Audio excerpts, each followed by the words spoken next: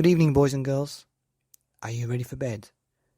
Are you ready for another lights out bedtime story? Well, tonight you are in for a treat because I have 5 original stories, all back to back, that I've put together as a collection. I know that these days lots of people are stuck inside and can't go out. And so I've made a few combinations of stories, and this first one is 5 stories. David, Scarlet, Sabrina, Choco, and Edithina will keep you entertained as you drift off to sleep. I hope you enjoy, but before you nod off, remember to tell your dad or mom to hit the subscribe or like so that you get the next one. And there's lots more where these came from. And this is going to my Spotify fans. I love you, and let's enjoy. Once upon a time, there was a boy, and the boy was called David, and he was born very, very small. In fact, he was born about 1 month early, and he was about 2 kilos, which is about the size of a bag of rice, a small bag of rice. And he was so small that he had to go into an incubator, which is like a small box, which is warm, to keep him from staying alive. And his mom would look in this little plastic box and see a tiny, tiny boy just sleeping all the time. And the nurses would have to feed him with a special bottle and special milk because it was so small that he couldn't fit a normal bottle in. He stayed there for about 2 months until he was about 2.8 kilos and he came out, and that's when his mum could feed him. His mum was always worried about him, and when he was small, like 2 years old, he still couldn't walk. Mum started to get worried, so she took him to the hospital, and the doctor said, Just wait, he'll be okay. Don't worry too much. If he can't walk by the time he's 4, bring him back. She waited and waited and waited. He was 3.5 and he still couldn't walk. He could crawl really well. And he could stand up just, but he couldn't walk. And on his 4th birthday, his mom made an appointment to go to the doctor the next day. And would you believe it? When they were singing happy birthday to him, he stood up, blew out the candles, and ran around the table. The people at the party could not believe their eyes. Here he was, a boy who was born so early, so small, had waited 4 years to take a single step. But that was just the beginning. You see, this boy, from his 4th birthday until his 10th birthday, just grew stronger and stronger and stronger. Nobody knew what had happened. And by the time he was 10, he was stronger and faster than anybody in his school, and anybody in his village, and anybody in his city, and even anybody in his whole country. One day, a very famous coach heard about this boy who had come from not being able to walk at 4 to being able to run faster than anybody else in his city and country by the time he was 10. He was even faster than all the boys in the high school. The coach knocked on his door. Hello, is David there? And his mom said, He's out the back running around the garden, doing some jumps. So the coach walked through the house. Would you like a cup of tea, coach? Yes, please. So while the mom was making the tea, the coach stood on a step and looked out to the back garden and saw this boy running around like he had endless energy. His legs were like a 15-year-old's, and he ran for hours. When he came in, he wasn't even out of breath. He sat down, drank a glass of water, and he's like, Hello, who are you? I am the coach of the Olympic team. We want you to be in the Olympics to play for your country. Really? But I'm only 10. Exactly. We're going to be in the Youth Olympics first, so that's for like up to 16-year-olds. And then you can go into the proper Olympics for the adults when you're older than 16. So the coach chatted to him and his mom for about 2 hours. And the coach made a plan with the mom and said, I'm going to take David to the training centre, which is a long way away. He can come and visit you on the weekends, or you can come to see him at the weekends. And then after 3 months, he'll have a week where he can come home. He can go to school there, and he'll train every single day. And we believe that your son can be the next Olympic gold medalist when he's 16. And surely he'll be the youth medalist, the gold medal, every year from 10, 11, 12, 13, 14, 15, and 16. Well, this was just a dream come true for the mom, who was worried about her son for 4 years straight.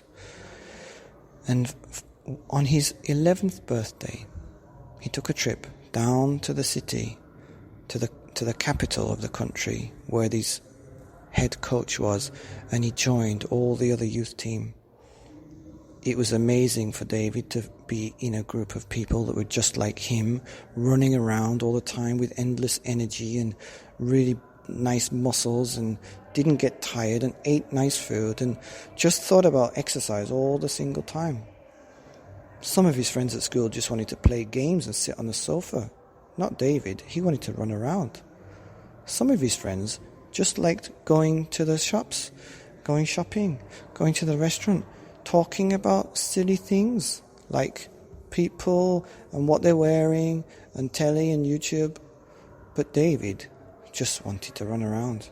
He liked talking about sports and exercise. And then at this special academy, he started to learn about sports.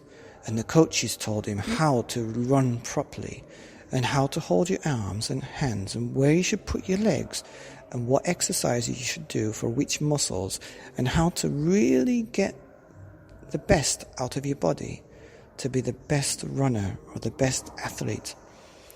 It was like another world to David, and he had such a good time that he soon became top of the class in his academy. Not only was he the fastest and the strongest, he was also the best in the class, and he always got A's. When he called his mom and dad to tell them the news, they just were so happy. Every time they put the phone down, Mom would cry a bit, but that's because she was so pleased. She could never really imagine when he was 1, when he was 2, when he was 3, even all the way up to his 4th birthday, she would never imagine that he would be such an amazing athlete. So after the first semester, the coach said, right, it's time for some training, for some practice competitions. So they went to the national competitions, and surely enough, David won everything. He came out top. Next, during the summer holidays, they took an aeroplane and the whole team went to another country where all the countries in Europe had a big competition. David was the top of that one as well. And so it went on when he was 12 and 13 and 14. And then the president of his country and the president of the Olympics did something amazing. They made a special exception and made a letter so David could go into the Olympics with all the other adults. And how old was he? He was like 14 years old. David's mom almost fainted when she picked up the phone, and he's like, I'm going to the Olympics. You see, the Olympics is every 4 years. And it just so happened that the Olympics was when he was 14. And if he didn't do it then, he would have to wait till he was 18. And that would just be 2 years after he was able to. And so the Olympics boss and the president decided, well, he's ready now, and although he's 2 years early, we need to have him in the Olympics now because he's so good. The coach was the proudest coach in the world, and he took David under his arm. And on the flight, with all the other athletes, they went to the Olympic Village, where all the athletes stayed throughout the Olympics. It was the most watched Olympics around the world. 2.5 billion people tuned in every single day to watch the sports. The most people tuned in when David was running. In fact, some of the TV programs had to hire more people to make sure that the electricity didn't go off in some places. And the advertisements were charging us so much money to get in front of the telly. And then it was time. David was there in the big arena with 50,000 people watching and 2 billion people watching on telly. This was his big chance. He crouched down, put his fingers on the line and his knee, one knee on the line, and got ready. The man on the side lifted his gun and bang! They were off. David was running with men like 20 years old, 24 years old, 10 years older than him, and he was 14. He was the smallest, but that didn't mean anything today because he ran like he'd never ran before, and he could feel his mom and dad cheering and the coach cheering and everybody cheering in the stadium. And when he got to the front, he could even feel the people watching on telly as they got off their sofa and the chairs and were standing and clapping all around the world. It's as if the world was shaking and watching him. He pulled out in front and he was ahead of the person number 2 by about 10 meters. And then he crossed the line and he fell onto his knees and looked up and held his hands up and he cried and he remembered all the days that his mum was worried and all the trips to the doctors and everything that people had been saying for years and years until his birthday, and then everything changed on that day and just got better and better. A few hours later, he went to the podium and stood on the box that said number 1. And the president of the Olympics put the gold medal around his neck and shook his hand. And a woman gave him some flowers and he held them up. And the flashes of the lights almost made him blind because they were taking the pictures. He looked into the crowd and saw his mommy and daddy shaking their hands like, yay! And then they ran down, gave him the flag of his country, and he ran around the track with his medal and his flowers. And as he was running, even though it was noisy, almost deafening because of the claps and the cheers, he felt very peaceful, as if there was no noise. And he thought to himself, this is what it's all about. This is why I was born, to be the gold medal champion of the world. And he felt very peaceful. And after that, he was on TV for the interviews.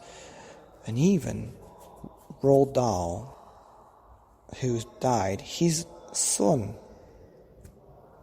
wrote a book about him, about his journey from not being able to walk to being the gold medalist. And he became so famous. And he was in the books that children would read and that they would want to be the gold medalist. And so he was also a teacher now, and he would train the children. He became the head coach of the school, of the country's running team. And that's the story of David, the boy who couldn't walk for 4 years, becoming the gold medalist of the world. The end. This story is about a little girl who also listened to a bedtime story and had a dream that changed her life forever. It changed her life for the better, because she learned a lesson in that dream, one that she never forgot. So let's see where this story takes us. The story has been requested from all the way over there in the United States of America. It's amazing where these stories come from. So let's begin. Once upon a time, there was a little girl called Scarlet, who lived in a very wonderful place near the ocean called Myrtle Beach. It was a very beautiful place, and it had not changed for a very long time. However, one day, after Scarlet woke up from a dream, the place had changed completely. It had changed completely to her, but not to many people else. You see, the dream that Scarlet had made her realize something very, very special. Made her realize that she had the power to change herself. And for that reason, she changed the way she looked at the world. And for that reason, she changed the way that she saw the world. And now that's why Myrtle Beach became a very different place from yesterday, the day before. And so this story is about how and why and when the story begins at school. It was the middle of the summer, and the school were preparing for a midsummer festival. Her class teachers had asked her what kind of festival and what kind of performance that her and her friends would like to do, and they'd all gathered together and decided that because they'd heard about these wonderful, mysterious mermaids that swim around in Myrtle Beach. Of course, none of them had actually seen a mermaid, but they were very, very sure that they did exist because they'd heard about it, and they'd all seen them on the TV anyway. So they decided that they would like to put on a performance to do with mermaids, like a mermaid show. And so the teacher had given them all this paper and cardboard and materials and glue and paints and sticks and you name it, to go away and make some mermaids' tales. And they were very, very busy. They'd been watching the telly, and they'd been watching the movies, and they'd been looking on Google to try and find the most beautiful mermaid tales that they could make. And so, while they were busy doing this, the teacher clapped her hands and stopped the class and said, "Hello, children, I'd like to introduce you to a new student that's attending today." It was another little girl who'd just joined the class. The little girl immediately walked over to where Scarlet was sitting with a group of friends and sat down. She was a very pretty little girl, and so everybody liked her. They got on very, very well. And as they were starting to make the mermaid's tales, it appeared that this little girl had not used scissors before. And so, when she was making her mermaid's tale, it looked rather peculiar. She had to rip the tail with her hands because she couldn't use the scissors, and so it looked rather funny. You could say it was a mermaid's tail, but it was a bit smaller than all the other tails, and so Scarlet's friends, the other three, started to tease the girl for her tail. Scarlet knew that this was wrong, but because she was friends with the girls and she'd just met this other girl, the new one, she kept quiet and didn't say anything. At lunchtime, they played well together and they had their lunch. The new girl said that this school lunch was much better than her old school and that she really liked everybody in the school. But she felt a bit sad for being teased about a tail, because she'd never used scissors before. Scarlet said, "Don't worry, it's okay, I can help you use the scissors." And so after lunch, when they continued to make the tails for the mermaids, Scarlet helped the new girl learn how to use the scissors. But it was kind of late in the day, and the teacher said, "Have you got all your tales ready for tomorrow's practice?" And they had to quickly rush to get the tales that they'd made in the morning finished off. And so it seemed that the new girl had to wear the tail that was different from everybody else's. Even though they were getting on very well, as people do in grade 2, and even though they'd all been doing hula hoops in the lunchtime break, there was actually something that kept in the way.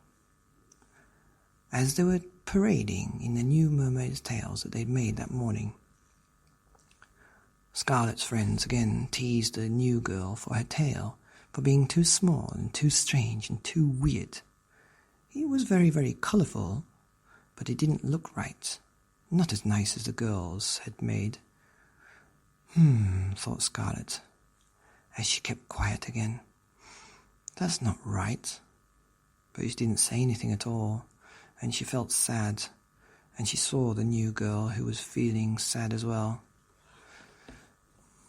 That day, as she went home, she told her mum about the story, about how her friends had teased the girl about her tail, and that how the girl had not used scissors before, and it wasn't her fault that her tail looked a bit funny.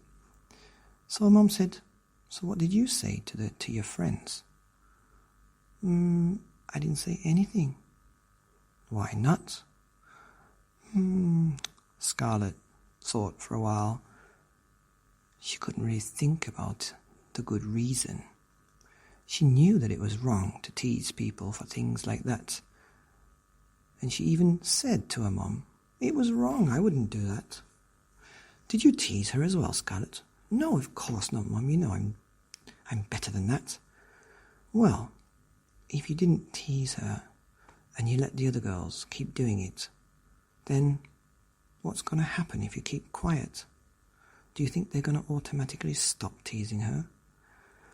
I guess not." "Well then, there's only one thing you can do, right?" I guess so. I could tell my friends that it's not good to tease other people." "Well, there you go then." And so the next day was the practice for the play, and it was a Friday because they'd already arranged the play for the following Tuesday. As they were getting on the stage, Scarlet's friends started to tease the new girl again, who then burst into tears. Scarlet rushed over to the new girl and tried to console her by putting her arms around her, saying, "Don't worry." But she didn't say anything to her friends. And so, after the girl had stopped crying, Scarlet eventually plucked up the courage, and after she took off her tail, she walked over to her friends and said, "Don't you think it's a bit harsh to be treating your friends like that, a new friend especially, just because she doesn't have a pretty tail like yours and ours?" "Don't be silly, Scarlet. Look at that tail, it's so stupid and so silly." Well, Charlotte didn't really want to argue and didn't want to fight about it, and it was home time anyway, so she put the tail in a bag and went back home. At dinner, Mummy asked her again about the situation, but she didn't say anything. She felt even worse that she couldn't have stood up for her friend even more. She felt a bit sick, really, because she knew what was right, but she couldn't and didn't do anything about it. That night, Scarlet had a dream. When she was asleep, she woke up with her eyes wide awake, and she looked around, and she panicked. She was in the ocean, under the ocean, a long way under the ocean, and she looked up, and she could see the moonlight, the summer moonlight shining down through the water. She couldn't breathe, and she took a big gasp of air. Her lungs filled with water, and she panicked even more, until she breathed out and breathed in again, and the water came in and out and in and out. But she could breathe. But she was under the water. She couldn't believe it.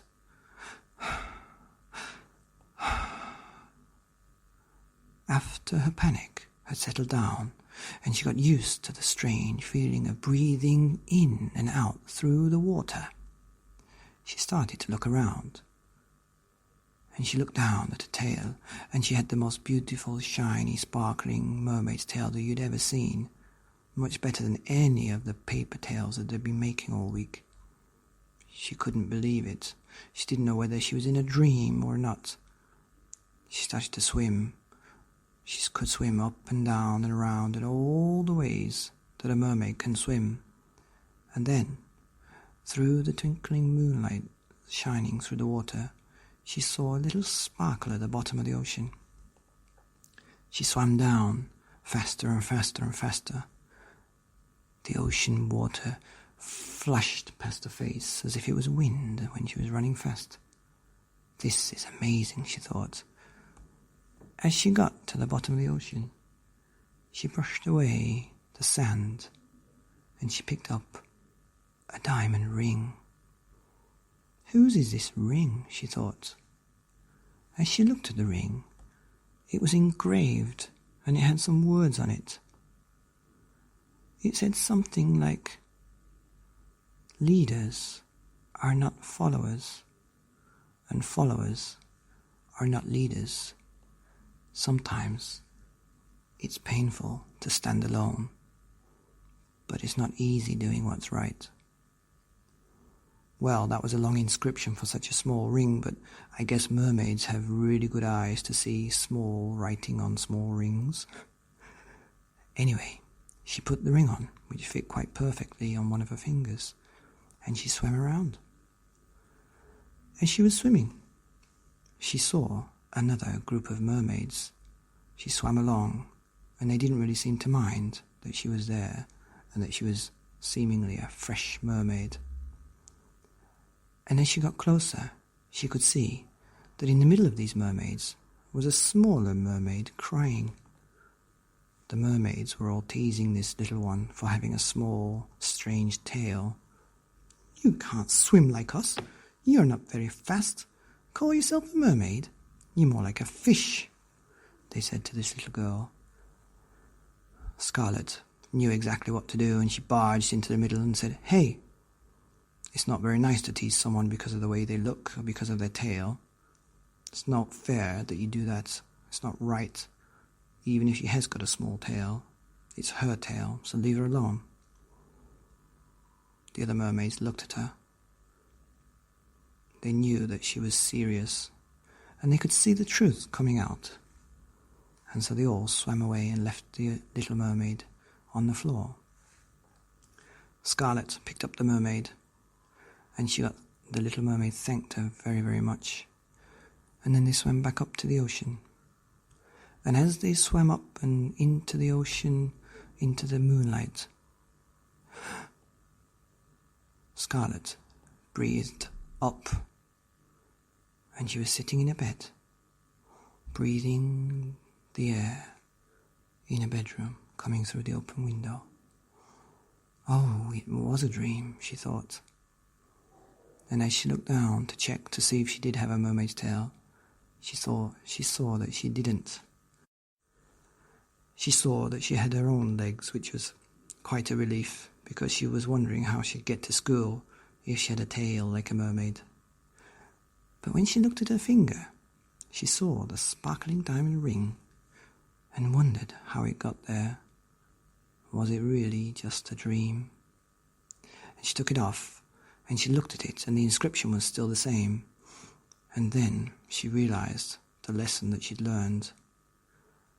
She went back to sleep for a while, and when she got up and got dressed and had a breakfast downstairs, her mum didn't really say anything to her about what had been happening, and she didn't tell her mum about the dream. She told her a little bit later, but that morning there was one thing she knew she had to do, and when she got back to school, she met her friends, and she told them outright. She sat them down, one by one, and explained to them exactly what they were doing was wrong, and exactly why she felt that teasing people because of the way they looked, or the way that they couldn't do something, or the way that the tail was too small, or anything, was just simply wrong, and that she wouldn't stand for it. And if they couldn't be friends with her and the new girl, well then she would go alone, by herself, and she wouldn't be friends with these girls anymore. And actually what happened was, the group of girls that were teasing the new girl, decided they didn't want to play with Scarlet for a while, and Scarlet, unfortunately, had to be by herself. Although she wasn't by herself, she had the new girl as a friend, and even though she felt a bit sad for having lost a few friends, she felt relieved and empowered because she was standing as a leader, not a follower, by herself. And the funny thing is, because she'd taken this step and she was leading, she was being herself, and she was standing up for what's right, eventually, one by one, all those girls came back. All those girls made friends again with Scarlet, and they all, one by one, apologized for what they'd done. And one by one, they all became friends again. And then, even though they were a group of friends, it seemed that Scarlet was an individual all by herself, full of friends. And I think that's the biggest lesson that she learned that day was, you can be an individual, and you can do things as a leader. It doesn't mean you have to be by yourself, even though sometimes it feels like you're by yourself, but it just means you have to be yourself. Be your own leader and do what's right. Do what's right for you. And so, when she got home that day, she told her two older brothers what had happened, and they were just blown away by how grown up and how amazing the little sister was. And they said they probably couldn't do something like that, not anyway. And then, as she was playing with Cotton, her pet dog, and thinking about how much she would love to be a nurse when she grows up, because nurses kind of help people and take care of people like she did with a new girl, she thought it was quite interesting. And then, finally, the performance came, and her and her friends and the new girl, who was not a new girl anymore, had their mermaid performance, and everybody cheered and everybody smiled on Myrtle Beach by the ocean in summertime.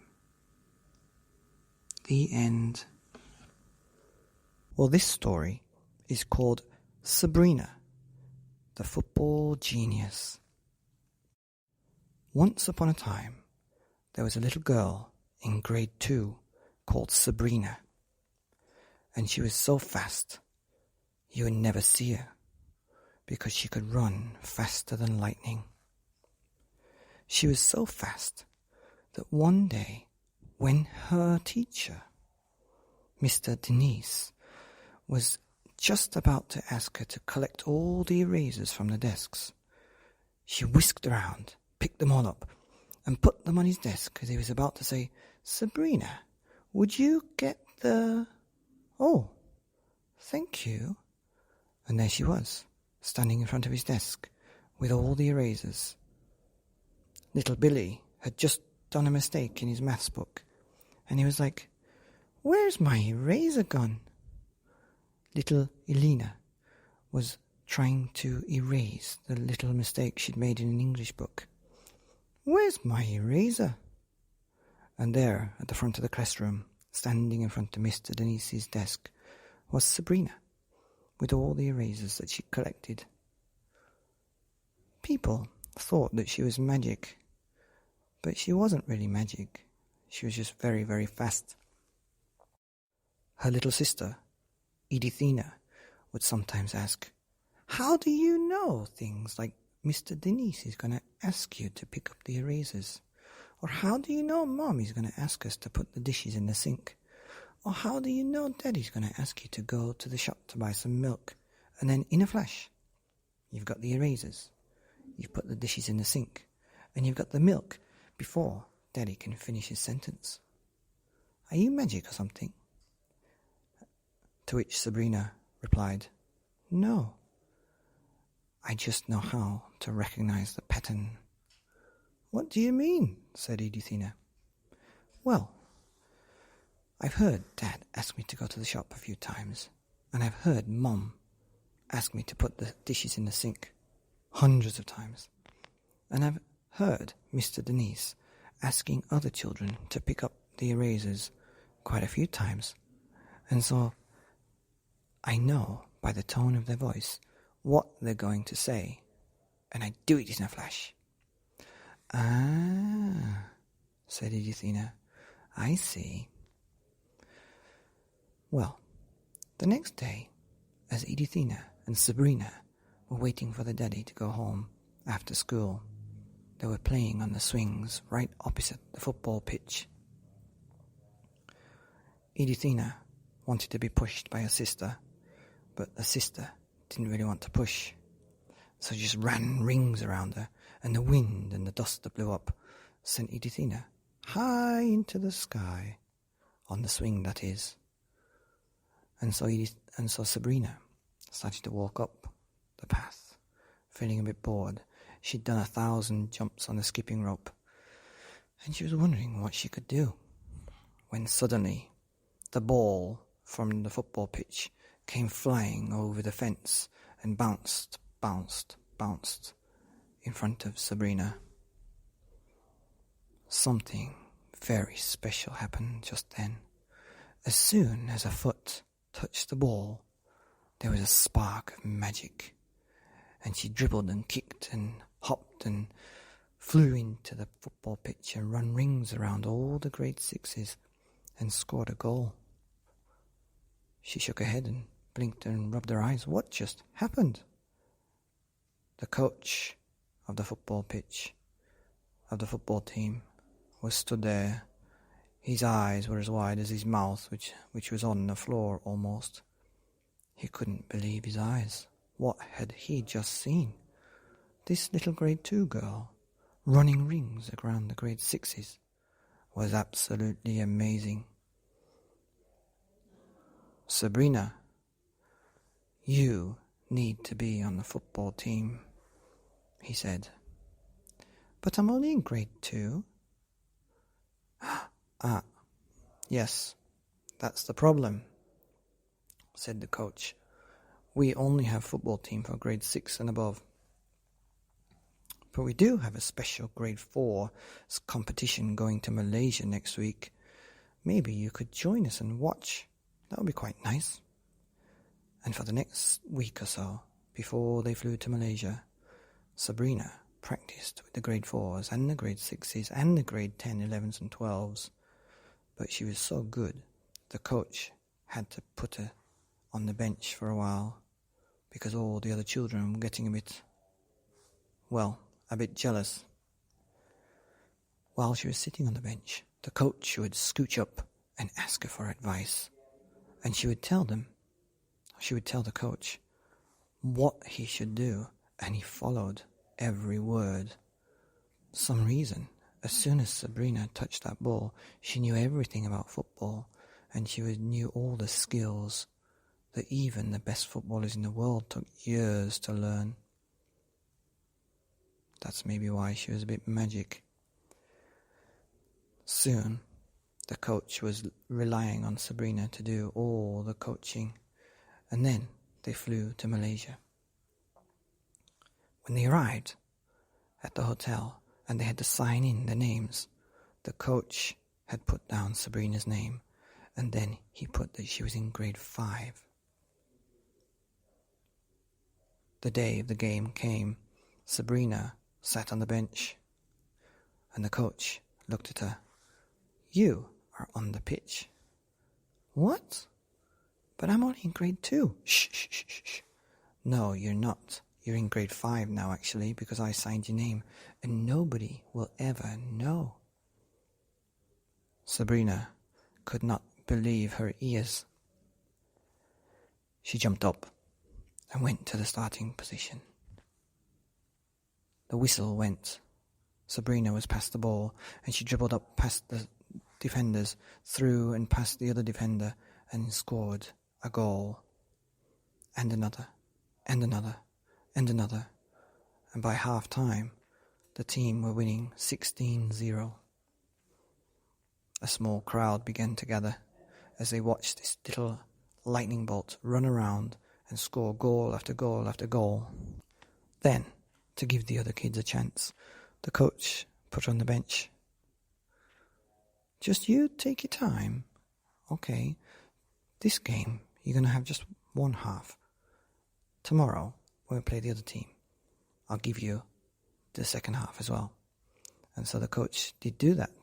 The next day, he was going to give her the second half. The team were down 4-0 when Sabrina came on to the second half. And within 3 minutes, they were 4-4. And by the end of the game, they were 17-4, and Sabrina had scored all the goals. Now, an even bigger crowd had arrived. People were travelling from all over Malaysia to watch this football quarter-final. The quarter-final and the semi-final were a breeze, and a team won 16-4 and 24-8. They were in the final. This was the first time the team had ever been in any final, ever. And Sabrina was going to play. Now, this little place in Malaysia, which was just a friendly competition between a few schools, had gathered crowds of thousands. The TV crews from America and England and Australia and all over Europe and Asia and Africa had descended onto this little football pitch to witness this football genius, Sabrina. The whistle went. Sabrina scored and scored and scored again, and by half-time it was 12-0.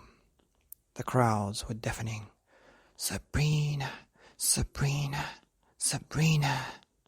They were cheering her name over and over and over again until the whistle blew. But it wasn't a foul. The ball was still in play. The referee walked over to Sabrina. "How old are you?" he said. "I have just been told that you are in grade 2, not grade 5 like your name and your date of birth say on the piece of paper when you came to the hotel." And he held up the red card, and Sabrina was sent off the pitch.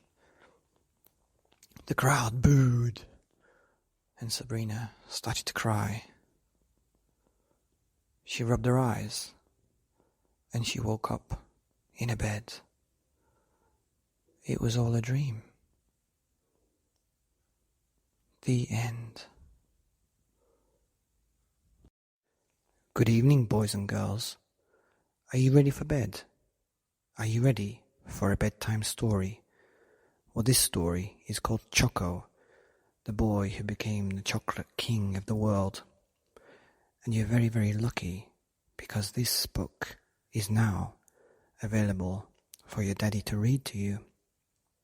That's right.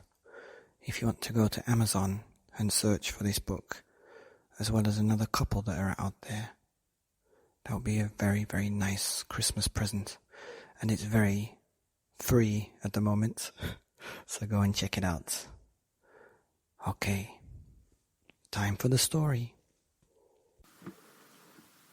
Once upon a time, there was a little boy, and he was so poor he had to wear the same clothes every single day. He didn't even have a spare change of underpants, and when he went to school, his friends said, "You're smelly," and he didn't like that. And in the afternoon, the girls would say, "You stink," and he didn't like that. But as much as he didn't like it, he was used to it, because this boy was the poorest boy you've ever seen in your life. Even though he went to school, his friends didn't know about where he lived. In fact, he didn't even have any friends, because he never wanted to invite them to his house. And they wouldn't want to go anyways because he smelled. Let me tell you about this boy. He lived in a big city, and he had to walk to school for 2 hours every single day. He never missed a day of school, no matter if it was raining or snowing or windy or lightning and thundering. It doesn't matter if there was hail or wind. He always went to school on time, because he knew that that's what was going to help him achieve his dreams. You see, he did have dreams, and even though he smelled, and even though he had no friends, he had the biggest dream that any boy could have. Let me get back to the story of his house. You see, because he had to walk so many miles to school, he was living far away from all his friends and his teachers. In fact, he lived all by himself. This boy didn't even have a mummy or daddy, or a grandpa or granda. He used to have, but not now. That was a long time ago, and he wants to forget those days, because when he tries to remember, he just remembers what he doesn't have. And that was the past, and he's thinking about the future now. But back to his house. His house is about as big as anybody's garden shed, and it's just as warm in the winter as well. In fact, it's freezing. Even though he has one change of clothes, he's got a bed, which keeps him warm, and he's got a little doggy called Kip. So, there's nothing much to say about his house, other than he's got a key and he locks it, although there's not much to steal if you wanted to go. And he smells like dogs, but he's still got a dream, and he's got determination that you would not believe. In fact, you'd have to. Any boy that was going through what he's going through would simply disappear with worry. But this boy didn't, because he's got a dream. You know, even though he walks to school, he's actually quite late. In fact, every day is late. But that doesn't matter. In fact, the reason why he's late is because he likes it when his teacher shouts his name. Because this boy, he's called Choco. That's right. His mummy and daddy named him Choco because they loved chocolate. And when he comes in late to school, actually, even when he's on time, he waits outside the gates until he's 5 minutes late, and he comes in, and his teacher sits there and shouts, "Choco, late!" And he just knows that that's one step towards his dream. Chocolate! Chocolate! Chocolate! Soon he got a nickname, Chocolate, because he was always late and his name was Choco. That was part of his plan. You see, ever since he was 4, when his world turned upside down, he saw a poster on the wall. And it was a poster about a famous chocolate factory and how one man, against all the odds, with no friends, made it to become the most famous chocolate factory in the whole wide world. And he wanted to do the same. And now he was 7, and he had his sights set on this plan. And the first bit was, go to school, do well, and then make your dreams happen. Now his name was Chocolate. He liked that. The kids would call him Chocolate. As he walked home, the shopkeepers would call him Chocolate. And sometimes they would give him some chocolate. In fact, this is the thing that he's been keeping in his shed all this time. Chocolate bars. His bed was made of chocolate bars, and he hadn't eaten them. His blanket was made of chocolate bar wrappers, and his pillow was made of a sealed chocolate bar. That's right, it was a huge one. It was tough. In the summer when it was really hot, it would melt, but because it was sealed, it was like sleeping on a waterbed. It was quite cool. Anyway, the boy progressed through school, and when he moved to secondary school, it was even further away. That just made him more determined. In fact, it made him so determined, he moved and built his chocolate house right next to the school. It was behind the school, in the shed that nobody had been using for so many years. And so he lived there for 7 years until he went to college. He didn't know what to do in college because he thought, there isn't a college for chocolate making, but I guess the next best thing would be how to make desserts. And so he did do that. For 3 years he went to college and he studied how to make desserts of all the kinds that you can think of. In fact, he was so good, he won a scholarship to the most famous dessert kitchen in the whole of the world, which was in Paris, at the top of the Eiffel Tower. They bought him a ticket, and they flew him all the way. They gave him a nice apartment right outside the Eiffel Tower. They gave him enough money to buy some new clothes for once so he didn't smell. And then they gave him the key to the elevator that took him up to the top of the Eiffel Tower where the chocolate factory was. And that's where he learned the secrets. Well, it wasn't a chocolate factory, but they made lots of chocolate there.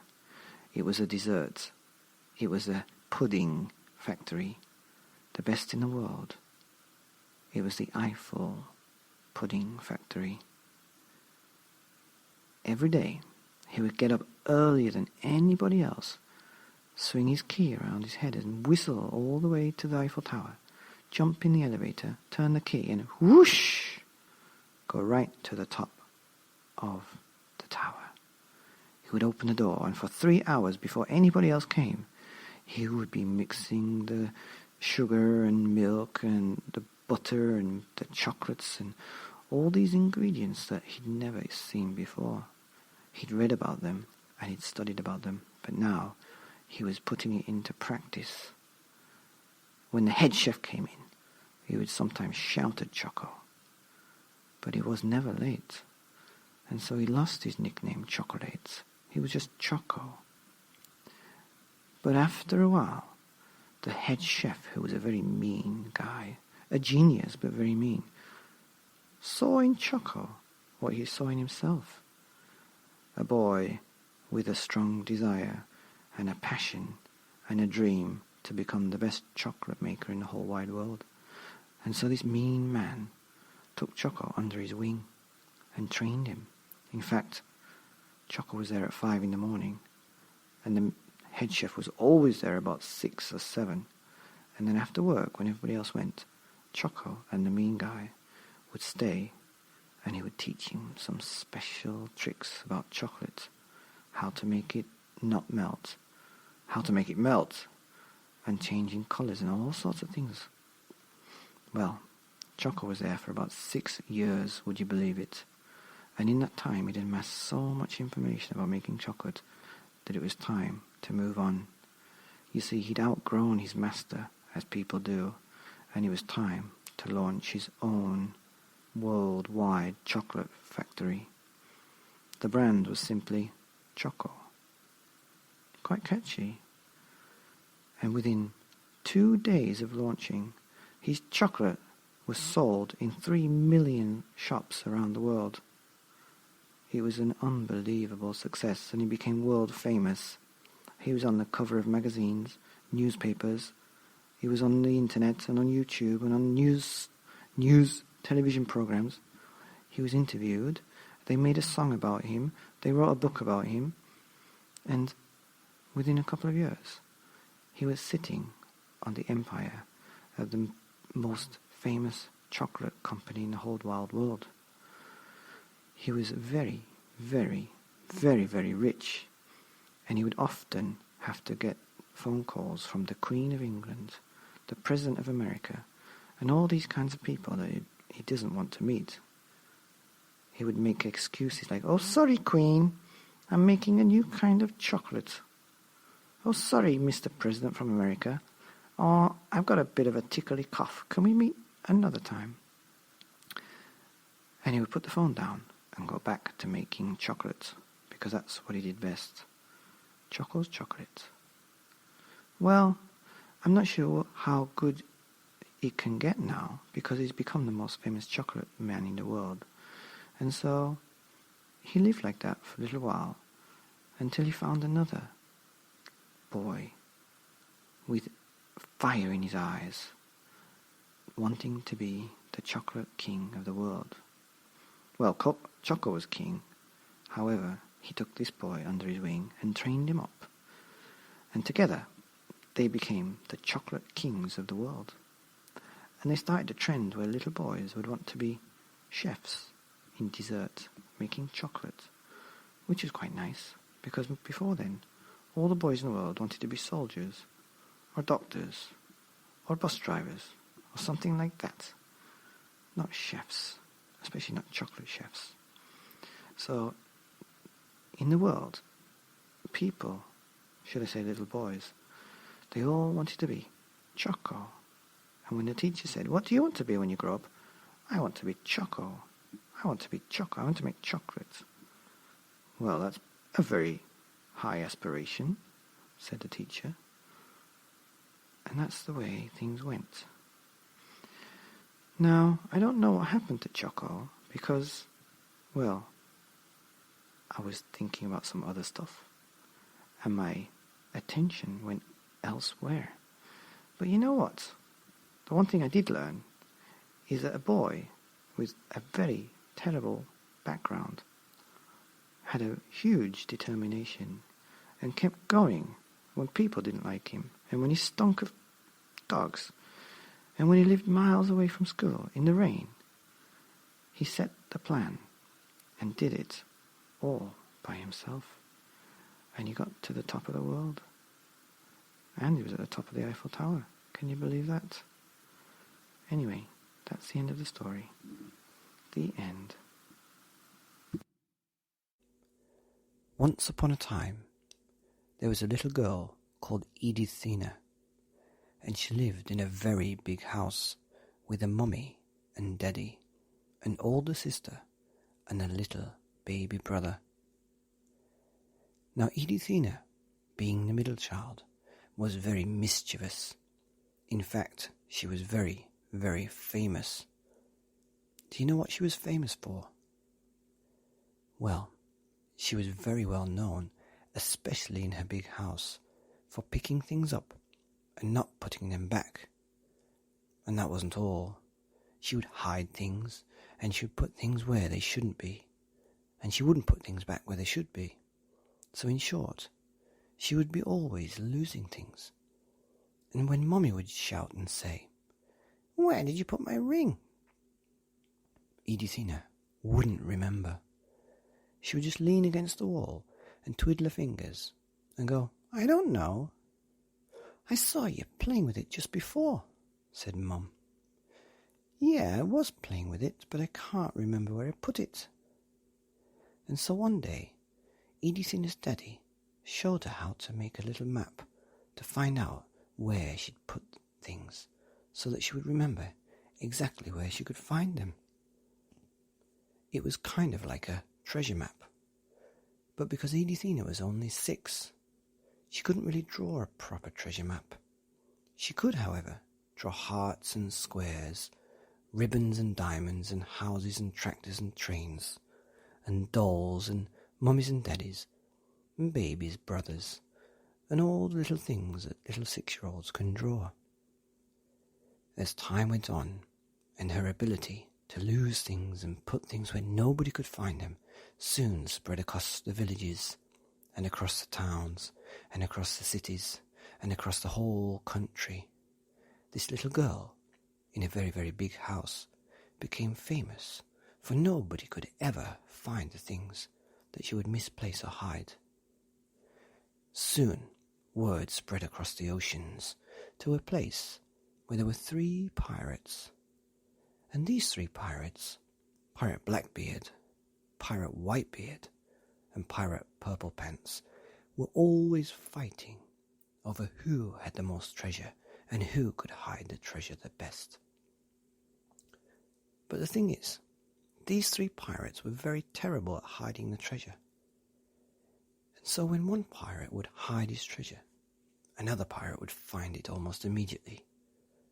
Pirate Blackbeard hid all his treasure on Monday, and Pirate Whitebeard found it all on Tuesday, and he would hide the treasure on Wednesday, and then Pirate Purple Pants would find it on Friday. And this went on and on and on. They would hide the treasure and find the treasure. But then they got caught wind of this little girl who could hide things that nobody could ever find. And one by one, they set off to find Edithina. The quickest to get there was Pirate Blackbeard. He'd set off early in the morning with his 15 men and 15 boxes of treasure, and he arrived at the coast and marched with his boxes and his men all the way to Edithina's house. And there was a knock at the door. and Edithina opened it. "I'm here to find Edithina." "That's me. Who are you?" "I'm Pirate Blackbeard, and these are my men, and this is my treasure." And one by one, the 15 men marched into the house and sat down. Pirate Blackbeard followed and sat at the kitchen table. "I demand you to hide my treasure." "Hold on a minute," said Edithina's daddy. "You can't just barge in here and ask my little girl, who's only 6 years old, to hide your treasure." "Well, I'll give you some gold." And he pulled out of his pocket a little bag of gold. Well, if you insist," said Daddy. "But we have to ask Edithina if she wants to hide it first." And then Daddy asked Edithina if she wanted to hide Blackbeard's treasure. She said, "No, I want to play in my toy room." So Daddy invited all the pirates to sit at the kitchen table and have a nice cup of tea while they chatted about exactly what they would do next. The thing is, Daddy knew exactly what would happen, and as all the pirates were chatting about this lovely cup of tea that he had made, and as Pirate Blackbeard was thinking about how a little girl could hide 15 boxes of treasure, he turned around, and the treasure was gone. And there, twiddling her fingers and curling her hair against the wall, was Edithina, with a nice little smile on her face. "Where's my treasure?" boomed Pirate Blackbeard. "I've hidden it," said Edithina. "I want to know where it is," Pirate Blackbeard screamed. Hold on, Mr. Blackbeard," said Daddy. "Let's just give her some paper and a crayon, and she'll draw you a map." And so Daddy gave Edithina a nice big piece of paper and a black crayon, and on it she drew a heart, a square, and what looked like a unicorn's tail.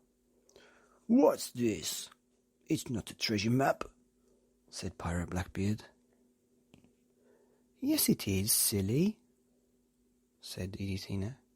"Look, if you start here at the top of the heart, and you go all the way around and you cross over to the square and the circle, and you go down the unicorn's tail, that's where your treasure is. Let me show you." And so Edithina took the pirates around the trail, and lo and behold, the treasure was there, at the end of the unicorn's tail. "My word, no one would ever find my treasure here," said Pirate Blackbeard. And he took the map, and he rolled it up and put it in his pocket, and he sailed back across the ocean, where he came from. "Well, that was interesting," said Daddy, scratching his head and going back to pick up all the 15 cups that he had to wash that day. No sooner had he washed all those cups than there was another knock at the door.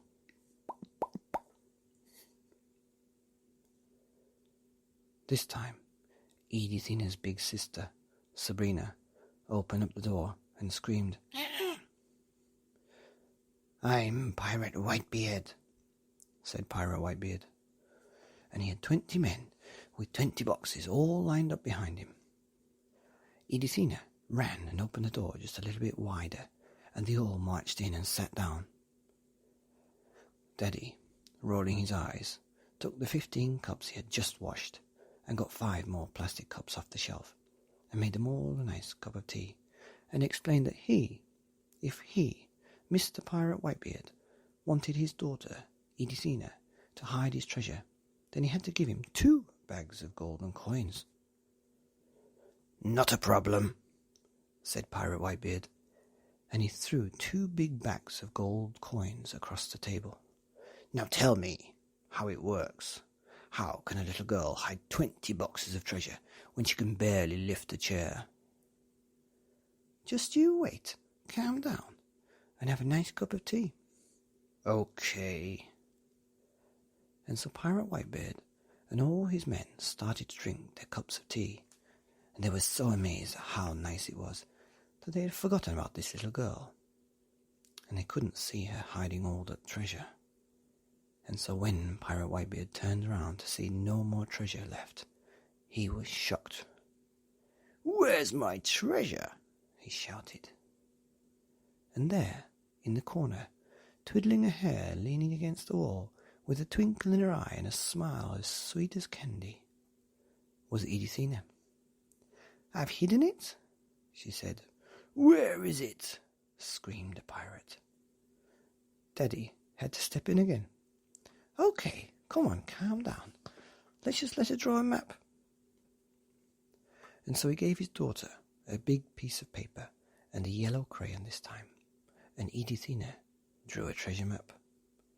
She drew a ribbon and a tractor and the sun with a yellow crayon and a star in the bottom right corner. "What's this? It's not a map. Is this your homework for school?" laughed Pirate Whitebeard. "No, silly, it's a map. Look, you go across the ribbon, round the tractor's wheel up to the sun, which is actually a star. Did you know that? Because I learned that at school. Thank you very much. You will find your 20 boxes of treasure there, underneath the star." Captain Whitebeard looked very, very puzzled, but he followed Edithina around the ribbon, across the tractor's wheel, up to the sun and across to the star, and lo and behold, his treasure, all 20 boxes, was right there, behind the star. "My word," he said, and he took the map quickly, rolled it up, put it in his jacket pocket, and sailed back across the ocean. "Oh, what a funny day," said Daddy, as he picked up the 20 cups to take them back to the kitchen to wash. No sooner had he just finished washing the 20th cup when there was a third knock at the door. Boom, boom, boom. "Who is it?" said Daddy. "I'm Pirate Purple Pants," said Pirate Purple Pants. And when Daddy opened the door, he saw 25 men with 25 boxes all lined up behind down the road. "Come in," said Daddy. "I think we know exactly what you want."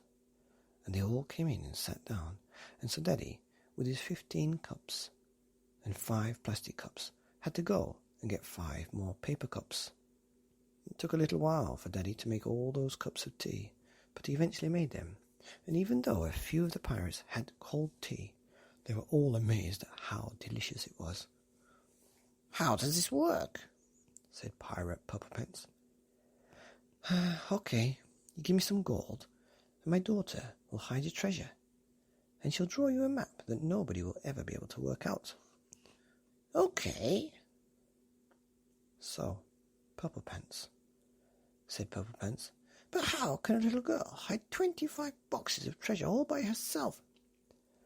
"Don't worry about that," said Daddy. "You just enjoy your cup of tea." And no sooner had he finished the tea than Purplepants turned around and screamed, "Where's my treasure?" And there, in the corner, twiddling her thumbs, was, that's right, Edithina, with a twinkle in her eye and a cheeky smile, leaning against the wall in the living room. "I've hidden it," said Edithina. "Where did you hide it in such a short time?" "I'll let her draw a map, shall I?" said Daddy. So Daddy gave her a big piece of paper and a purple crayon, and this time she drew a house with a mummy and a daddy, 2 sisters, and a little baby brother. "What's this?" said Pirate Purplepants. "I don't want you to draw your family. I want you to draw a map where my treasure is." "Okay, silly. Well, if you look at the house, and then you follow the family, from the daddy to the mummy, to my sister, to me, and then to my little brother, and you see the little poo that my little brother's done?" "Yes." "It's hiding behind there." "Oh my gosh, who could believe this?" said Pirate Purplepants. "Let me show you." And so Edithina took Pirate Purplepants around the house, over to the mummy and the daddy, and the sister to the brother's poop. And there was 25 boxes of treasure hidden right behind the baby's poo. "I would never suspect it," said Pirate Purple Pants, and he quickly rolled up the map, put it in his pocket, and sailed back across the ocean. And that was it. There were no more knocks at the door, no more lines of pirates and men and treasure, no more funny-looking pirates. Even after Dad had washed all those cups and thrown away the 5 paper ones, no more knocks came. And days passed, and weeks passed, and everything went back to normal. Until one day, Edithina came up with an idea. One night, while Daddy was washing the dishes, she tugged at his rolled-up sleeve and said, "Daddy, I've got an idea." So Daddy kneeled down, and Edithina whispered her idea into his ear. Daddy stopped washing the dishes immediately. He could not believe that it was such a good idea, and nobody had thought about it before. The next day, all the family packed up everything. They followed Edithina, who took them to get all the treasure from all the 3 pirates' hiding places. 15 boxes at the end of the unicorn's tail, 20 boxes from under the star, and 25 boxes of treasure from behind her little baby brother's poo. And with it, they went to an island. They bought the island, where they built a huge, beautiful house. They had a helicopter and a plane to take them anywhere they wanted in the world at a moment's notice. They had the most beautiful place, where the weather was perfect, and they had all the animals and food that they could ever need. And they even had Wi-Fi and Spotify. "But you know what?" Mummy said. "What happens if the pirates catch us? They're going to kill us." But Daddy, who had understood the genius of his little girl all along, said, "That's right, they would kill us. But how can they find us? Because it was Edithina who took us from the house and hid us here on the island. They will never, ever, ever, ever, ever find us here." Mummy finally understood, and she smiled, and they all lived happily ever after on the island, where no one would ever find them or the treasure. The end. Welcome to the Lights Out podcast. Bedtime stories for when it's dark. The next 15 episodes are a combination of books, and I've been lucky enough to be inspired by this book list. It is the ultimate book list on social skills, and there are 15 books listed in each one of these episodes, and I'm going to read them all to you tonight, one after the other. I hope you like them. They're pretty good. A special shout out goes to my friends in Sweden. I found out today that I'm number 2 in the Swedish podcasts. Maybe I'll be number 1 tomorrow. And also my Spotify fans in the UK. I just logged on to Spotify today for the first time and found 1,000 followers. So if you want a story, lots of stories, lots of bedtime stories most nights, there's hundreds and hundreds and thousands more. So please hit subscribe or like so you get the next one for bedtime, for when the lights go out. This podcast is all about sharing a story so we can share a dream